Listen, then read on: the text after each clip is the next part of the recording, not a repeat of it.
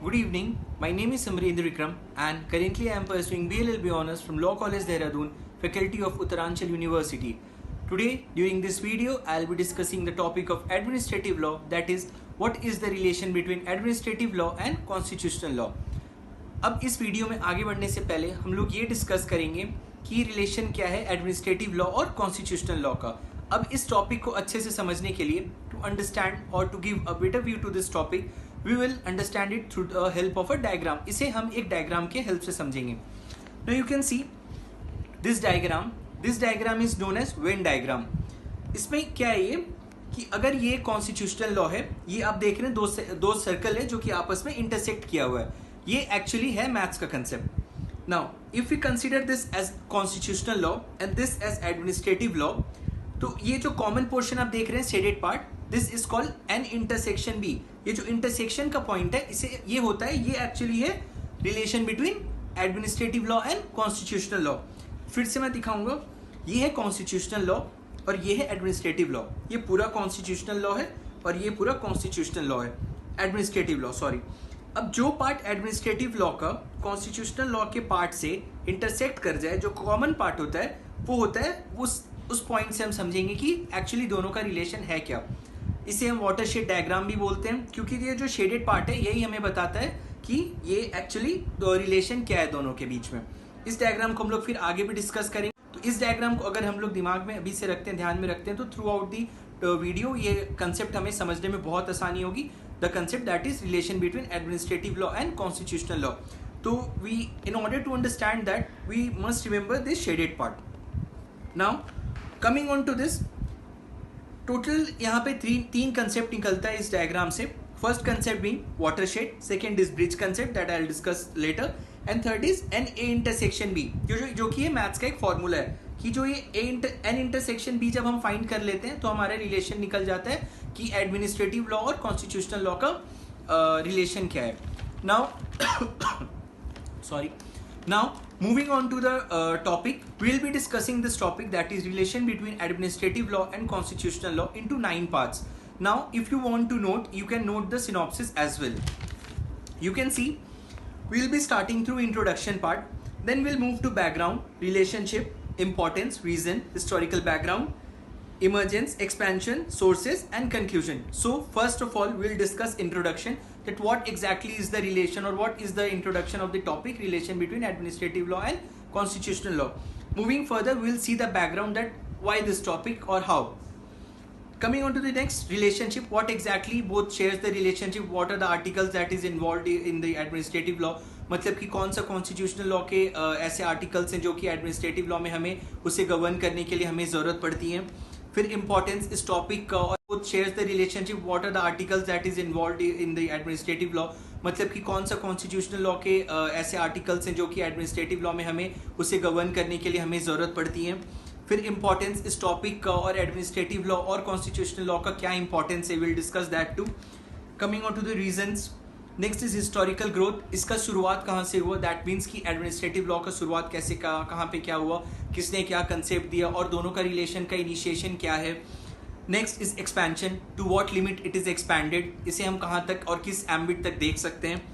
Next is sources में आ जाएंगे हमारे केस लॉज, और भी कुछ चीज़ें आएंगी जो कि मैं आपको इन वीडियो आगे बताता जाऊँगा. Last, coming on to the conclusion. Now starting from the introduction part, the main thing that we'll discuss in the introduction is that administrative law at present, in the present era, is completely a separate legal branch. Administrative law क्या है अभी के time पे, कि अभी वो completely एक separate legal branch है.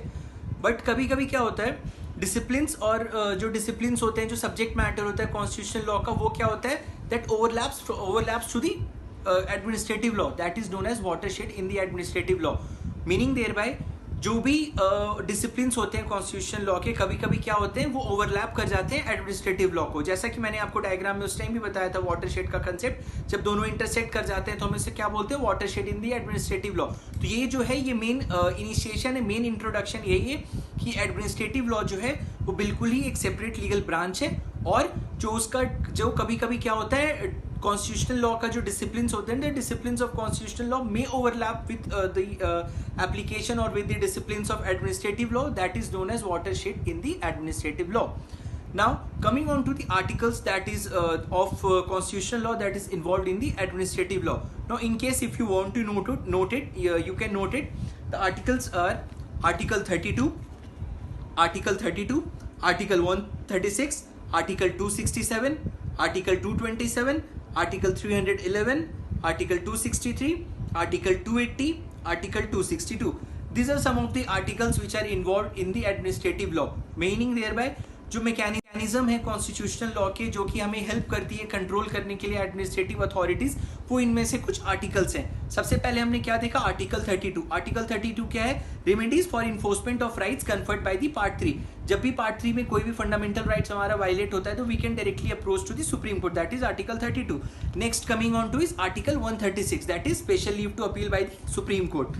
Next is article 267, that is contingency fund. Next is 227, that is power of the High Court to power of superintendence of High Court over all the courts or the district courts of that particular state. Next is Article 311, that is dismissal, removal or reduction in rank of persons employees in civil capacities. यहाँ पे एक dismissal, reduction in rank, जो भी civil capacities में उसके dismissal और या फिर रिमूवल का जो और रिडक्शन इन रैंक का भी जो भी प्रोविजन है, that is in 311. 263, that is provision with respect to an interstate relation, जो इंटरस्टेट रिलेशन होता है वो यहाँ पे. Article 280, that is finance commission, that against come under the administrative authorities कि वहाँ पे कैसे कंट्रोल हम करेंगे. Next is article 262, this is the power of adjudication of disputes between the states when the matter is related to river और river valleys. So total हमने कितने articles देखे, हमने टोटल 8 आर्टिकल्स देखे. Article 32, Article 136, Article 227, Article 267, Article 311, Article 263, 280, 262. आप ये note भी कर सकते हैं सारे आर्टिकल्स. तो mechanisms provided in the Constitution for the role of administrative authorities. इस पॉइंट के अंदर हम ये आर्टिकल्स को लिख सकते हैं. जब भी हम एग्जाम में लिखेंगे इस पॉइंट को कि इस आर्टिकल्स को हम कैसे लिखें, किस टॉपिक के अंदर लिखें, तो हमें इसको इसी तरह से लिखना है कि जो मैकेनिज्म है कॉन्स्टिट्यूशनल लॉ का जो हमें हेल्प करती है कंट्रोल करने के लिए एडमिनिस्ट्रेटिव अथॉरिटीज, तो there we can write these 8 articles. Now watershed under the administrative law, जो कि हमने देखा वो ये बात प्रूव करता है कि एडमिनिस्ट्रेटिव लॉ जो है वो कम्प्लीटली इंडिपेंडेंट नहीं है. हालांकि हमने पहले इंट्रोडक्शन जब स्टार्ट किया था तो मैंने क्या बोला था कि at present in the present era administrative law is a completely a separate legal branch. But जब हमने वाटरशेड का डायग्राम देखा, जब हमने उससे समझा, जो इंटरसेक्शन का पार्ट देखा, तो उससे हमें ये कंक्लूजन निकला कि एडमिनिस्ट्रेटिव लॉ जो है वो कम्प्लीटली इंडिपेंडेंट नहीं है. इंडिपेंडेंट नहीं है का मतलब ये होता है कि it is linked to constitutional law. Now इस पॉइंट से हम ये कंक्लूजन निकाल सकते हैं कि administrative law and constitutional law both are complementary and supplementary to each other. Now if we come to the concept of Keith ने जो स्टेटमेंट दिया था, वो स्टेटमेंट ये था कि it is logically impossible to differentiate between administrative law and constitutional law, and if somebody differentiated, that is completely illogical and that is of no use, and or that is completely artificial. तो Keith का ये कहना था कि अगर कोई भी differentiate करता है एडमिनिस्ट्रेटिव लॉ और कॉन्स्टिट्यूशनल लॉ को, तो that is completely illogical and that is artificial. ये तो हुआ कीथ का कंसेप्ट हो गया. Now coming on to the concept of physics. हम फिजिक्स के कंसेप्ट से कैसे समझेंगे कि कॉन्स्टिट्यूशनल लॉ और एडमिनिस्ट्रेटिव लॉ कैसे है. फिजिक्स का हम ये कंसेप्ट लगाएंगे रेस्ट एंड मोशन का. तो अगर ये चीज़ रेस्ट में है, ठीक है, आप कंसिडर कीजिए कि ये रेस्ट में है. जो चीज़ रेस्ट में है that is constitutional law. Now the moment it is in motion that will be administrative law. जब तक ये रेस्ट में था तब तक ये क्या था, ये कॉन्स्टिट्यूशनल लॉ था. द मोमेंट ये फंक्शन किया, द मोमेंट ये मोशन में आया, ये कंसेप्ट क्या हो गया, ये कंसेप्ट हो गया हमारा एडमिनिस्ट्रेटिव लॉ का. तो फिजिक्स के रेस्ट एंड मोशन के कंसेप्ट से हमने यही समझा कि the provisions of the constitutional law when is in rest, that portion will be known as constitutional law. The moment it is in function, the moment it is in motion, that will amount to administrative law. इसे और अच्छे से समझने के लिए हम executive और legislature के कंसेप्ट पे से भी समझ सकते हैं. तो जो स्ट्रक्चर होता है एग्जीक्यूटिव और लेजिस्लेचर का, दैट इज प्रोवाइडेड और that is in the subject matter of constitutional law. जो स्ट्रक्चर है एग्जीक्यूटिव का, लेजिस्लेचर का, वो सब्जेक्ट मैटर किसका है, कॉन्स्टिट्यूशनल लॉ का. बट द मोमेंट ये फंक्शन करती है, ये मोशन में आता है, ये अपना काम करते हैं एग्जीक्यूटिव और लेजिस्लेचर, तो वो सब्जेक्ट मैटर किसका हो जाता है, एडमिनिस्ट्रेटिव लॉ का. फिर से मैं रिपीट करूंगा, जो स्ट्रक्चर है लेजिस्लेशन और एग्जीक्यूटिव का, वो क्या है, सब्जेक्ट मैटर कॉन्स्टिट्यूशनल लॉ का, वो क्या है, वो रेस्ट में, बिल्कुल structure is in rest. Now अब जब वो फंक्शन करेगी, जब वो मोशन में आएगा, तो वो क्या हो जाएगा, वो सब्जेक्ट मैटर हो जाएगा एडमिनिस्ट्रेटिव लॉ का।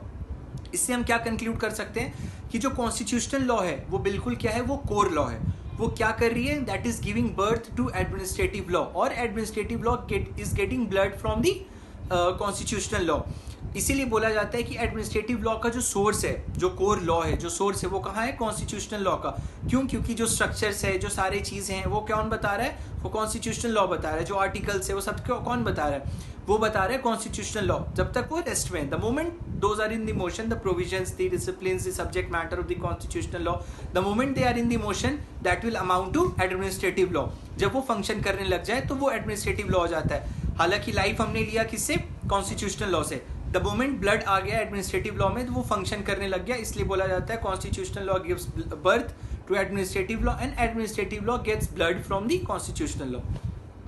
So we are done with the introduction part. Now coming on to the background. Before going on to the background, we must understand that relationship between both the laws is very complicated, and to find to trace the origin of the administrative law, we should trace the origin of the constitutional law. जो हमारा origin है administrative law का, वो completely किस चीज पे depend करता है, that completely depends on the constitutional law. Not to trace the background, we should trace it way back in 1947 when we got independence, and after which our constitution was written and later on it came into force. Now constitution is a legal document or a platform for the proper functioning of the administrative authorities. अब क्या है कि अगर से for example कोई भी administrative law के through administrative authorities कोई भी आर्बिट्रेरी एक्शन लेती है या कुछ भी आर्बिट्रेरी फंक्शन करती है, तो हम उसे कैसे रोक सकते हैं, that can be stopped only by the provisions of the constitutional law. That is why it is said that administrative law comes from the or its origin can be traced from the constitutional law. So therefore constitutional law is there to limit or to impose restrictions on the arbitrary action that can be taken by the administrative authorities. Also in a country where we have a written document that is constitution, along with the principle of judicial review, it is impossible to separate administrative law from constitutional law. Since हमारे यहाँ written constitution है और साथ में concept है हमारे पास judicial review का, तो it is impossible to differentiate between administrative law and constitution. So we are done with the background part. Now coming on to the relationship, that what is the relationship between administrative law and constitutional law. So the relationship between administrative law and constitutional law is although very complicated, but is not very watertight. That means कि बहुत ज़्यादा watertight नहीं है.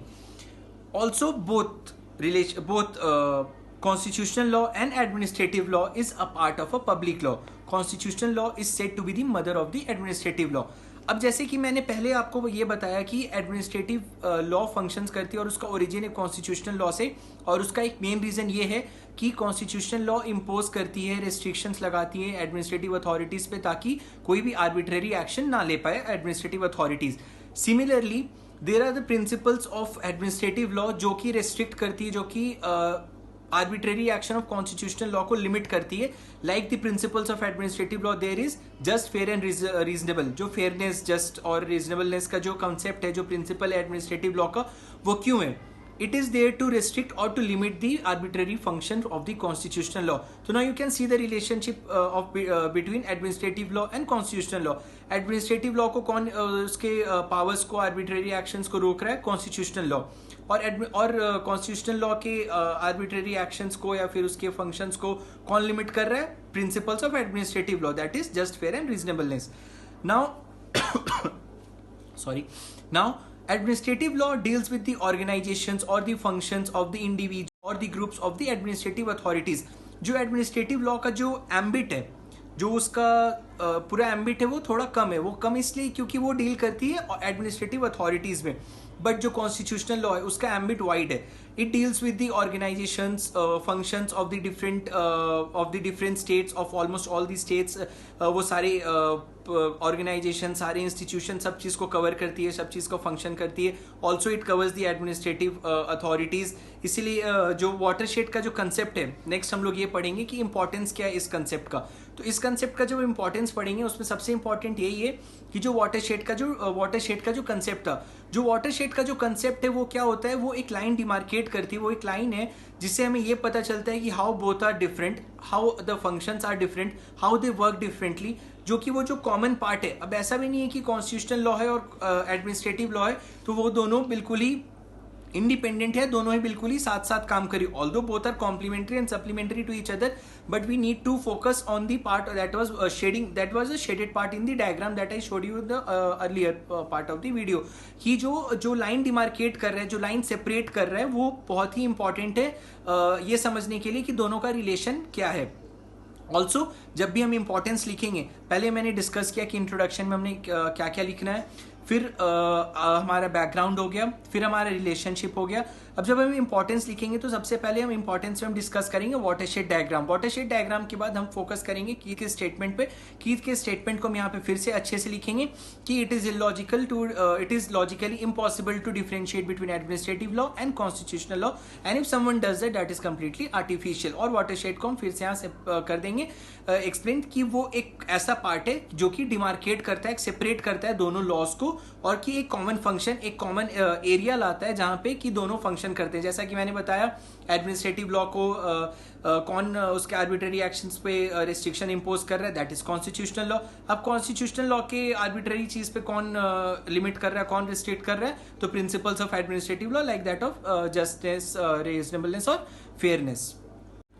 Now reasons, coming on to the reasons, that is reason for the growth of the administrative law. So the need of the administrative law increased, so therefore legislature made administrative law as a completely legal separate discipline. So administrative law also controls the arbitrary action of legislature to protect the rights and duties of the citizens, of its citizens. होता क्या है कि administrative law जो है वो arbitrary actions legislature की भी control करती है, उसे उस पर रेस्ट्रिक्शंस इंपोज करती है ताकि जो सिटीजन्स के जो राइट्स हैं, जो ड्यूटीज़ हैं, वो प्रोटेक्टेड रहे.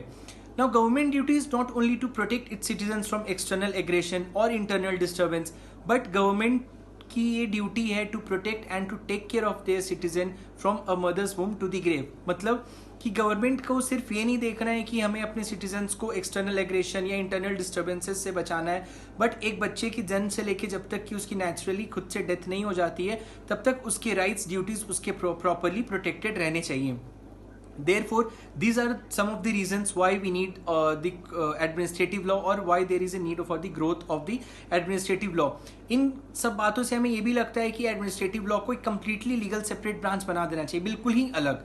But since we know that its origin or its existence somewhere or the other exists in the constitutional law, so we cannot separate it completely. So government not only need to define the rights of the individual, but there is a need of solving the problem of the public. Government की सिर्फ ये duty नहीं है कि आप rights define कर दो through the laws, through the acts, कि क्या राइट्स हैं, क्या लॉज हैं, but the most important duty of the government is to protect their citizens, to solve the problems of the public. Although rights are written in the constitution, but उसकी जो proper implementation है, उसे हम properly कैसे implement कर सकते हैं, for that we need administrative law. इस वजह से हमें एडमिनिस्ट्रेटिव लॉ की ज़रूरत पड़ी, और this are the reasons why there is a growth in the administrative law. अब कुछ मेन रीजन्स हैं, दो मेन रीजन्स हैं जो कि which lead to the growth of the administrative law. Main two reasons are there. First reason being inadequacy in the traditional type of courts. We don't have much traditional type of courts. This is one of the reason why administrative law has seen growth in it. The second reason being the law making organs which are not able to give performance as per the requirement in the present era, and also as per the time there is a requirement of the proper functioning of the government. So in order to solve this problem of the traditional court, so that the present government should function properly as per the conditions and the time of now, there was a need of the administrative law. Also today there is a need of technical nature of legislation, flexibility for the proper functioning and the quality performance of the government. तो इसलिए हमें आज अभी ज़रूरत क्या है, एक technical kind of nature of legislature जहाँ पे कि कम्प्लीटली वहाँ पे फ्लेक्सिबिलिटी हो, क्वालिटी परफॉर्मेंस हो गवर्नमेंट की, ताकि सारा चीज़ स्मूथली फंक्शन हो सके।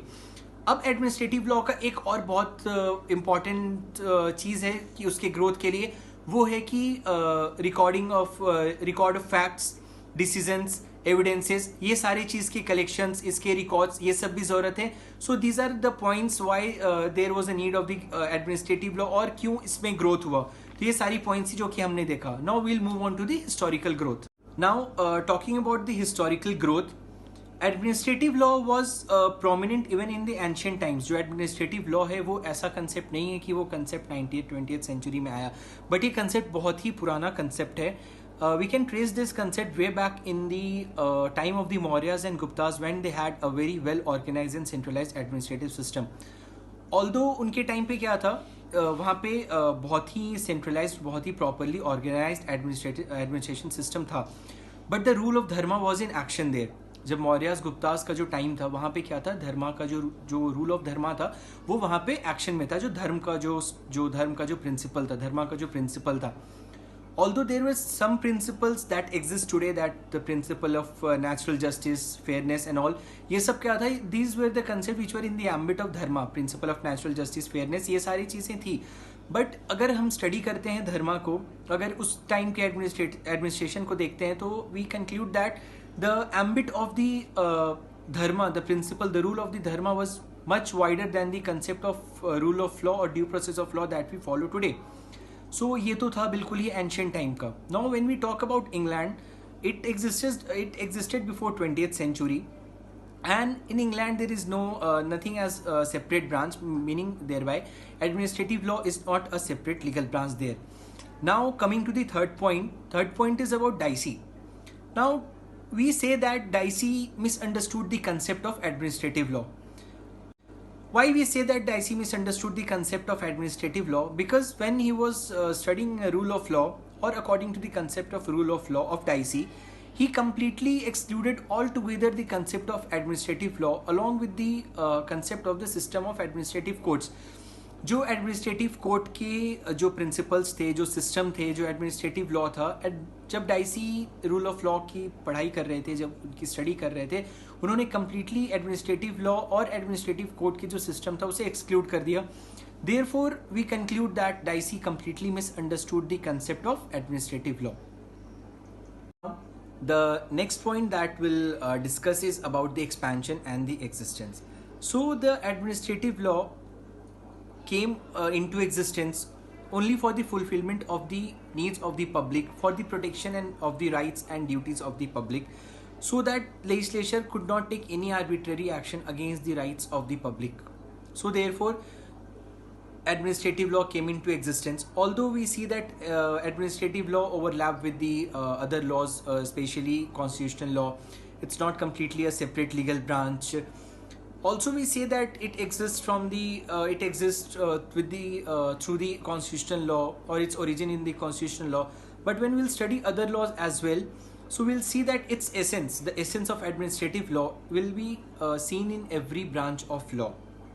This was about the expansion, that is, its essence is found in every branch of law. Talking about the sources along with the case laws, we'll note other points as well. So you can note the points from the video itself. So sources we can see India, America, England, and again India. Here we'll talk about two more articles, that is 123 and 213. So in India, it's about the law of land and constitutional law. The sources are here. The law of the land and constitutional law is the source of the administrative law in India. Next, coming on to the America, what are the sources of administrative law in America? It's statutes, common laws, implied powers of the administration. These are the three sources in America of the administrative law, that is statutes, common laws, and implied powers of the administration. Now talking about England, the sources are statutes, precedent, subordinate laws, significant case laws. So these are the four sources in England. Talking about India, we'll be discussing again two more articles. So in total we need to write in the exam total of 10 articles along with those 8. So here two of the sources from the Indian perspective is the article of the Constitution, that is 123 and 213. You can see the empowers the article 123 that empowers the president and government to promulgate during the recess of the parliament. Similar power is there in 213. It implies in the case of the state. So this was the sources from the different countries perspective, including India, that India, America, and England. We saw statutes, precedent, case laws are the sources in America and England. In India, it's law of land, it's Constitution of India. Now talking about Constitution of India, it is the two main articles that we need to write here is Article 123 and Article 213. Now, two very important case law that we need to mention is first case is bank nationalization case. You can again note it down from the video itself, bank nationalization case, and second is SR Bomai versus Union of India. In bank nationalization case, the Honorable Supreme Court held that if an ordinance is made on collateral grounds, then it can be challenged before the Supreme Court. I repeat, you can see it from the video. If an ordinance is made on collateral grounds, then it can be challenged before the Supreme Court. अगर कोई भी ordinance collateral ground पे बनता है तो वो क्या हो सकता है, वो challenge हो सकता है Supreme Court में. ये बात कहा गया था bank nationalization case में. Now coming down to the SR Bomai versus Union of India, the Supreme Court has held that proclamation of emergency on ground of failure of constitutional machinery, where Article 356 is subject to judicial review. Accordingly, presidential rule is in certain states was held to be unconstitutional. So you can note these two judgment from the point of relation between administrative law and constitutional law of bank nationalization case and SR Bomai of in India. So when we'll write about the sources of the administrative law, first we'll compare it with India, America, England, and we'll discuss both of the articles 123 and 213. Later on we'll come on to the case of bank nationalization case and SR Bomai. So now we'll conclude the video. In conclusion, we need to write the concept of watershed. That watershed is the area where both the laws overlap with each other. Next, the importance of constitutional law. In administrative law, we saw that how articles play an important role in the administrative law. Next, we need to write there is administrative law controls the arbitrary action of legislature to protect the rights and the duties of the public. Also, we need to mention there that administrative law cannot exist without constitutional law because it is deeply rooted in the womb of the constitution. Also, talking about the bridge concept, as I said in the earlier video that in conclusion I'll be discussing the bridge concept of the administrative law and constitutional law. So now bridge concept is again related to the diagram that I showed you earlier, and it is related to watershed only. Now the bridge concept is what? Say for example, this is the bridge. One side is constitutional law and another side is administrative law. Now this bridge is acting as the relation between the administrative law and constitutional law. In order to show the relation, this bridge is required. So the bridge will act as a watershed part, the shaded area, that intersection point. This is actually the intersection concept, the concept of watershed and the bridge concept, all three are similar. These three concepts shows that what the relationship is between administrative law and constitutional law. Both are interdependent, or both are not actually interdependent but interrelated to each other, as both are complementary and supplementary to each other. Constitutional law sometimes can exist without administrative law, but administrative law can never exist without constitutional law. So this was all about the relation between administrative law and constitutional law. Thank you.